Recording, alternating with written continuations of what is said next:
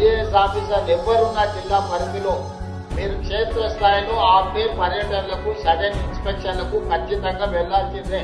Second half అంతా office లో కూర్చోండి. ఫస్ట్ హాఫ్ పొద్దున్నే 7 o'clock లేసి మీరు ఫీల్డ్ మీద ఎప్పుడైతే ఇన్స్పెక్షన్స్ పోతారో మిగతా కింది స్థాయి సిబ్బంది కూడా అప్రమత్తంగా ఉంటారు. వాళ్ళందరూ కూడా జాగ్రత్త తీసుకుంటారు. వాళ్ళందరూ కూడా క్షేత్రస్థాయిలో పనిలో నిమగ్నమవుతారు. కాబట్టి కలెక్టర్లకు నేను ఆదేశాలు ఇస్తున్నా, క్షేత్ర స్థాయిలో మీరు ఖచ్చితంగా పర్యటనలకు వెళ్లాల్సిందే, ఆకస్మిక తనిఖీలు చేయాల్సిందే. మన పేషీ నుంచి కూడా సీఎంఓ నుండి అధికారులకు కూడా నేను ఆదేశాలు ఇస్తున్నా.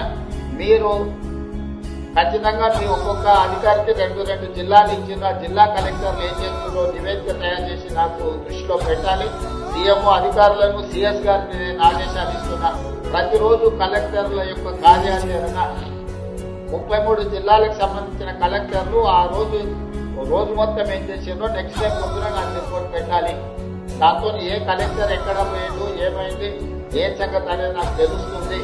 కాబట్టి కలెక్టర్లకు కూడా సిఎస్ గారిని సీఎంఓ అధికారులను పర్యవేక్షించమని చెప్పి నేను స్పష్టంగా చెప్తున్నా.